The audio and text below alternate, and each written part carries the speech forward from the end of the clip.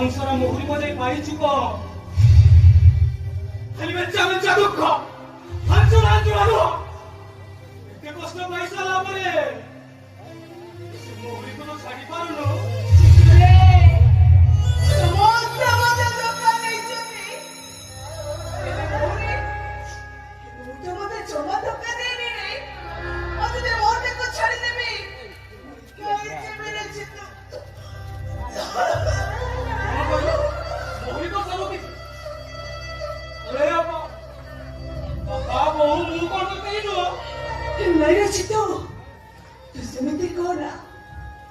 तुम मैंने उच्च पर बरस्तर बड़ गछ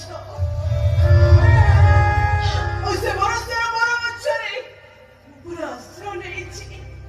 तुम मैंने को छाड़ी देले मोर निचरे की अछि कहिलो अभी कोने मौसम मस्ती करी करीबी और अब विमान कोने करी करीबी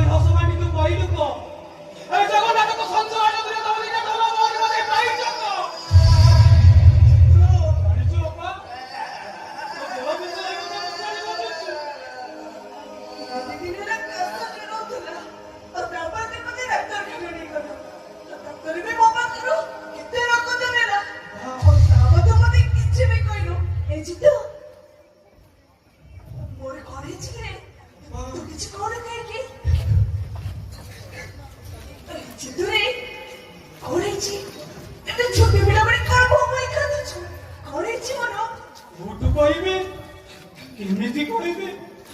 ମୋ ପାଟିରେ ଭାଷା ନାହିଁ ଲୋ ଅପା। ଏମିତି କରେଇଛି ଯେ କହୁଛୁ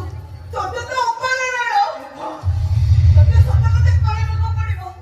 କରେଇଛି ମୋର ଡକ୍ଟର କହିଲେ ଅତ୍ୟଧିକ ମହୁରୀ ବୋଧିବା କାରଣରୁ ତତେ ଲଙ୍ଗ୍ସ କ୍ୟାନ୍ସର।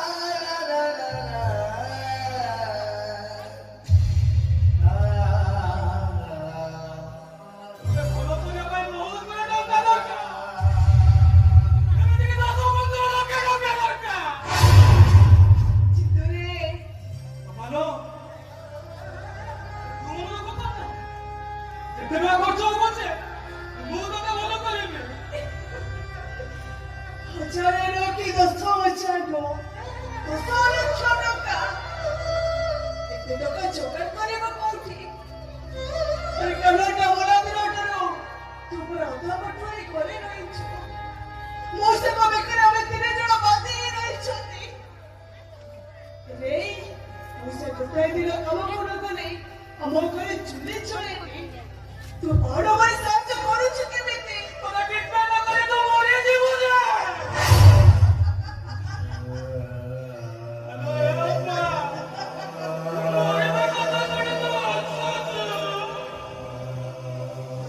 केमिति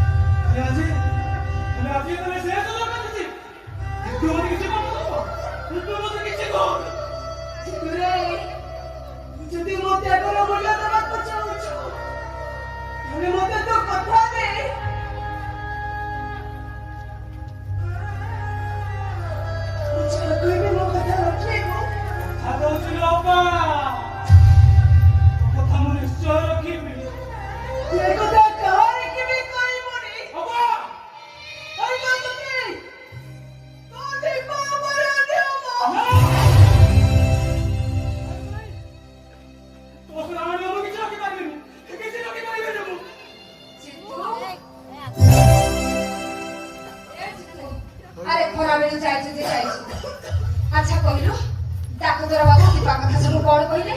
ଆରେ ସେ ଖାଲି କାଶୁଛି 3 ଦିନ ହେଲା ତା ଦେହରେ ଜ୍ୱର ଭଲରେ ନିଶ୍ୱାସ ବି ସେ ନେଇପାରୁନି ଆରେ ମୁଁ ତତେ କଣ ପଚାରୁଛି ଆରେ କାକତର ବାବୁ ତା କଥା କଣ କହିଲେ ଆରେ ତୁ କିଛି କହୁନୁ କାହିଁକି ଯା ନାଇଁ ମାନେ କଥା କଣ କି ବୋ କହୁନ ଡକ୍ଟର କହିଲେ ଦୀପା ପରେ କିଛି ହେଇନି କିଛି ହେଇନି ଖାଲି ମହୁରୀ ମଦର ଛାଡ଼ିଦେଲେ ସେ ଭଲ ହେଇଯିବ ହଁ ଆରେ ଢୋଲଟା ତ ବୁଡ଼ିଗଲା ଆଉ ସେ ମହୁରୀଟା ବାଜିବ କାହିଁକି କଣ ପାଇଁ ସେ ମହୁରୀଟା ବାଜିବ ମାରେ ଆରେ ତୋ ମଉସା ତତେ 3 ଦିନ ହେଲା କଣ ଗୋଟେ କହିବ ବୋଲି ଭାବୁଛନ୍ତି ହେଲେ କହିପାରୁନାହାନ୍ତି ହେଇଟି ତମେ କଣ କହିବ ବୋଲି କହୁଥିଲ ପରା କହୁନ ହାଲୋ ତୁ କହୁନ ନାଇଁ